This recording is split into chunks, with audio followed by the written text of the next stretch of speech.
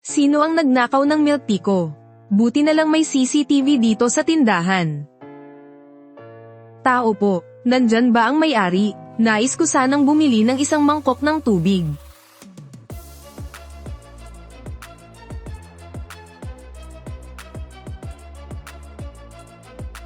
Ano ba talaga itong bagay na to? Bes, narinig mo na ba yung tungkol sa Taisya Shenxing? Siyempre, narinig ko na yan. Sobrang pambihira ng bagay na yan. Yung pinakapangit na kondisyon niyan, nabenta ng 20 milyon sa auction. Hindi pwede. Kailangan ko agad humanap ng auction house para masuri kung totoo ba to o hindi. Mayroon po akong barya ng Taisya Shenxing dito. Pwede po bang pakisuri kung totoo to? Sabi mo, iya, mayroon kang Taisya Shenxing. Pwede ko bang makita? Heto po. Totoong Taisya Shenxing nga ito. Babayaran ko ito ng 30 milyon, ibenta mo na ng diretso sa akin. Pipirmahan agad natin ang kontrata at ililipat ko ang pera. Walang problema. At kung gusto nyo pa po, may isa pa po ako rito. Maganda rin ang kondisyon ng isang ito. Kukunin ko ang dalawang ito sa halagang 30 milyon bawat isa. Kumita agad ako ng 60 milyon. Itatago ko muna yung mga natitira para ibenta sa susunod. Hindi ko alam kung dadalaw ulit ang swerteng customer ko ngayon. Makapaglinis na nga muna ng tindahan. Binibini, ikaw ba ang may-ari ng tindahang ito? Opo, Ginoo. Ano po ang gusto ninyong bilhin? Tingin lang po kayo at pumili kahit ano. Kailangan ko ng mga kagamitan para mabuhay. At gusto ko rin sanang bumili ng pagkain, tubig, at gamit na pansindi ng apoy. Meron po, pwede na itong gamitin. Ano po ito? Lighter po ang tawag dito. Pindutin nyo lang dito, at magkakaapoy na. Windproof pa to, kaya napakadaling gamitin. Hindi ko akalaing may ganito palang kamanghamanghang bagay sa mundo. Kukunin ko na itong lighter. Maaari ko bang ipagpalit ang piraso ng jade na ito sa iyo, Binibini? Nako, wag na, hindi na kailangan. 50 sentimo lang ang pakyawan nito bawat isa. Ibibigay ko na lang to sa inyo ng libre. Tingnan nyo po kung gaano karaming pagkain at tubig ang mabibili ng mga baryang pilak na ito. Ito lamang po kasi ang dala kong salapi ngayon. Sobra-sobra na to. Kumuha lang po kayo ng kahit anong magustuhan nyo. Maraming salamat sa iyong kabutihan, Binibini. Tatanawin itong malaking utang na loob ni Helen Lin. Sisiguraduhin kong makakabawi ako sa iyo balang araw. Mag-ingat ka, Binibini. Yu Cheng, Helen Lin. Isa pala siyang prinsipe na namatay sa digmaan. Bibilhin ko po ng tig 300 kilo ang mga halamang gamot na ito. Ineng, anong gagawin mo sa ganito karaming gamot sa lagnat? Wala naman akong nababalitaang may flu outbreak ngayon Ay padadala ko po ito bilang reserba sa mga volunteer teachers sa kabundukan. Mahirap po kasi ang sitwasyong medikal doon. Aba, gumagawa ka pala ng kabutihan. Sige, bibigyan kita ng malaking diskwento. Salamat po, boss. Napakalaking tulong po nito. Helen Lee. Ikaw ba si Jiang Yuru? Sino kayo? Anong kailangan nyo sa akin? Ilabas mo yung 60 milyon. At ibigay mo na rin ang mga natitirang kayamanan ng Great Sia. Bibilang ako ng 3. Kapag hindi ka nagsalita, hihiwin ko yung mukha mo.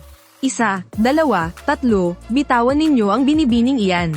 HMPH. Saan naman galing ang lampang to? May lakas ka pang makialam sa negosyo ko ha. Sugurin nyo siya. Tapusin ang lalaking yan.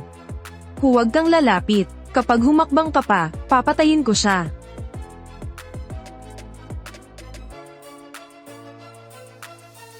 Nasaktan ka ba, Binibini?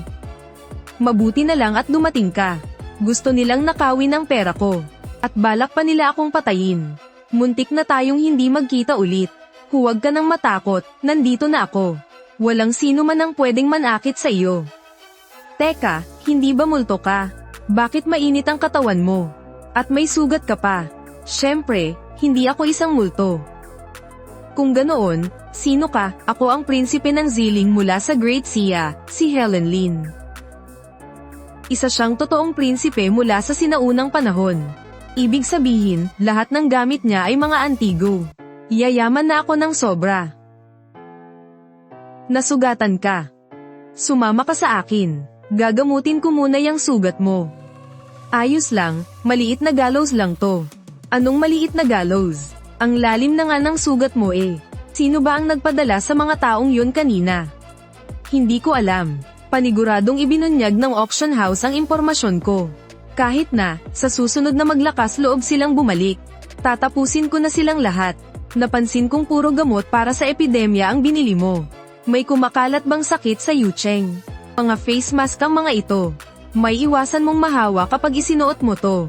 Anong bagay ito? Kaya pala nitong pigilan ng epidemya. Tingnan mo, ganito lang ang pagsuot. Tatakpan nito ng buo ang ilong at bibig mo. Para hindi ka mahawa sa pamamagitan ng laway. Magpalit ka ng isang face mask araw-araw. Tanda mo na ba? Ito naman ang paraan kung paano inumin ang gamot sa lagnat. Uminom ka ng isang tableta kapag nilalagnat ka. Napakalaki ng utang na loob ko sa iyo, Binibini. Hinding-hindi ito makakalimutan ni Helen Lin habang buhay. Ang plotang jade na ito ay pamana pa ng aking maharlikang ina. Ibinibigay ko ito sa iyo bilang pasasalamat. Nako, hindi pwede. Iniligtas mo ang buhay ko kanina. Kaya nararapat lang na ibigay ko sa iyo ang mga ito. Paano ko patatanggapin yung gamit mo? Kulang pa nga tong mga binigay ko para tumbasan ang pagliligtas mo sa akin eh. Kung hindi nyo ito tatanggapin, Binibini, hindi mapapalagay ang kalooban ko. Napakatalam din ng punyal na ito, kayang hamatin ng bakal. Itago mo ito para sa proteksyon mo. Para may pagtanggol mo ang sarili mo kapag may nakasalubong kaulit na masasamang tao. Sige na nga, itatago ko muna ito para sa'yo. Pagbalik mo sa susunod, padadalhan ulit kita ng iba pang magagandang gamit. Salamat, Binibini. Mauuna na muna ako. Naghihintay pa ang mga mamamayan ng Yucheng sa mga gamot na ito. Babalikan kita rito bukas. Araw-araw nagbibigay ng mga antigo ang isang prinsipe mula sa sinaunang panahon. Sulit na sulit talaga ang negosyong ito. Bakit sila nagkukumpulan sa harap ng tindahan ko?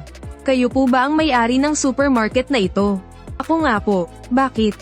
I'd demolish na ang lugar na ito. Isang buwan mula ngayon, formal nang magsisimula ang trabaho rito. Heto ang mga detalye ng kompensasyon ninyo. Kung jijibin na ang supermarket, ibig sabihin ba nito, hindi ko na siya muling makikita?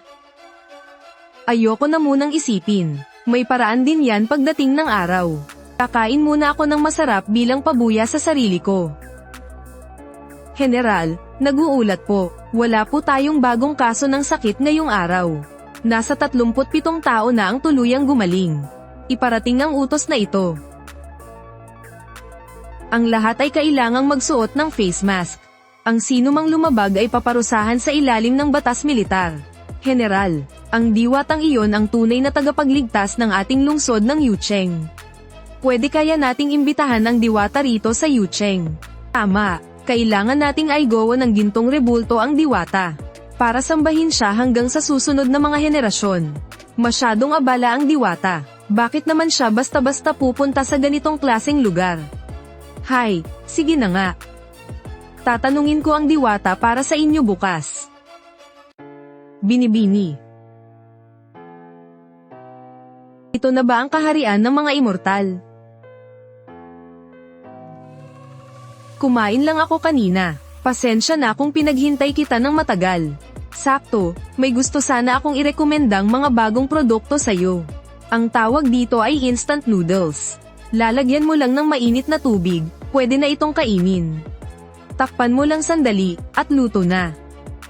Hindi ko inaasahang may ganito palang mahiwagang pagkain.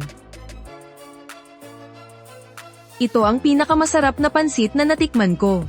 Hahaha, mabuti naman at nagustuhan mo. Bibigyan pa kita ng 10 kahon. Hindi ko sigurado kung gaano karami ang mabibili ng mga ito. Nako, huwag ka nang mahiya. Regalo ko na sa'yo ang lahat ng iyan. May gusto sana akong sabihin sa'yo. Sobrang nagpapasalamat sa iyo ang mga mamamayan ng Licheng. Binibini, pwede ka bang sumama sa akin papuntang Yucheng? Walang problema. Pwede na akong pumunta ngayon ah. Hindi ako makadaan. Binibini, kahit hindi narito ang supermarket mo balang araw. Tiyak na hahanapin kita. Sandali, hintayin mo ko. Mga merienda at laruan to. Pakibigay naman to sa mga bata sa Licheng para sa akin. Nagbibigayan ng regalo ang magkakaibigan. Bawal ka nang magbigay ng pera ha. Kaya dadalhan din kita ng regalo sa susunod kong pagbisita. Mag-ingat ka, Binibini. Hindi ko alam kung magkano ang market value ng bracelet na bigay ni Helen Lin. Bes, di ba archaeology ang inaral mo? Pakitingin naman kung magkano ang halaga nitong jade bracelet. Hindi ko matukoy eh. I recommend kita sa isang antique shop. Maaasahan yung may-ari nun. Dalhin mo doon para matingnan. Boss, pakitingin din naman po nitong sa akin. Walang halaga itong jade bracelet na to. Best naman, mapagkakatiwalaan ba talaga yang nirekomenda mong antique shop? Sabi ba naman nung boss, peke raw itong jade ko. Imposible yan ah. Maaasahan naman siya dati eh. Miss Jiang, sandali lang. Pasensya na, may mabigat akong dahilan kanina. Boss Zhang, diretsuhin niyo na po ako. Ano po ba talaga ang meron sa jade bracelet na to? Hindi sa walang halaga yan.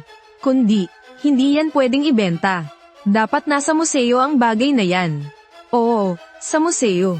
Pamana yan ng ina ng hari ng Ziling mula sa kaharian ng Xia. Isang pambihirang kayamanan na eksklusibo lang sa pamilya royal.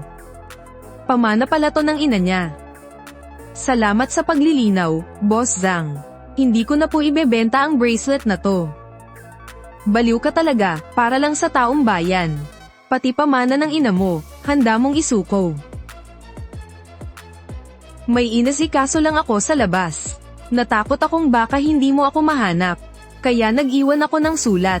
Kanina ka pa ba naghihintay? Maraming salamat sa pag-aalala, Binibini. Ako ang dumating ng walang paabi. Pasensya na sa abala, Binibini. Nako, hindi abala. Hindi talaga abala. Nga pala, huwag mo na akong tawaging Binibini ng paulit-ulit. Ako si Jiang Euro. Tawagin mo na lang akong Euro. Hindi maaari, hindi ko pwedeng basta na lang banggitin ang pangalan ng isang Binibini. Hindi iyon tama sa aming kaugalian. Iba ang mga nakasanayan dito sa amin. Normal lang sa magkakaibigan ang tawagan sa pangalan. Kapag masyadong formal, parang hindi tayo magkaibigan. Binibining Euro, ayos na ba iyon? Bahala ka, kung saan ka masaya. Ano pa bang kailangan mo sa pagbisita mong ito? Binibining Euro, mayroon ka ba ritong mga binhing matibay sa tagtuyot? Gusto kasing magtanim ng sariling pagkain ng mga tao sa lungsod ng Li. Wala ako niyan dito sa tindahan. Bibili na lang ako para sa iyo sa palengke ng mga pananim bukas. Pumunta ka na lang ulit dito sa ganitong oras para kunin. Maraming salamat, Binibini. Pakiusap, tanggapin mo sana ang jade na hairpin na ito. Nako, huwag na. Hindi na kailangan. Sobra-sobra na yung perang ibinigay mo noon. Hindi dapat tinatanggihan ang Reg Along galing sa isang kaibigan. Sige na nga, kumuha ka na lang ng kahit anong gusto mo dito sa tindahan. Kawawa namang e-bike ko. Sa dami ng mga gamit na ito, baka bumigay ka at masira. Ang dami ko kasing nabiling binhi. Hindi man lang ipinadeliver ng nagtitinda. Bumili na kaya ako ng sasakyan. Para mas madaling maghakot ng mga gamit para kay Helen Lin sa susunod. Magandang araw po, ma'am. Aling sasakyan po ang nagustuhan ninyo? Hindi mo na kailangang mag-explain. Kukunin ko na itong itim na SUV sa unahan. Ay swipe mo na ang card ko, tapos ay deliver nyo mamayang hapon sa convenience store ko. Sige po, aayusin ko na agad ang mga papeles nyo. Hala, bakit ka may sugat? Maliit na sugat lamang ito. Wala ito, nangako akong makikipagkita sa iyo, Binibini. Hindi ko maaaring sirain ang aking salita. Dumudugo na nga, tapos maliit na sugat pa rin. Maupo ka dyan at huwag kang gagalaw. Lalagyan ko ng gamot yan. Baka medyo humapdi ito, ha? Iisin mo lang ng kaunti.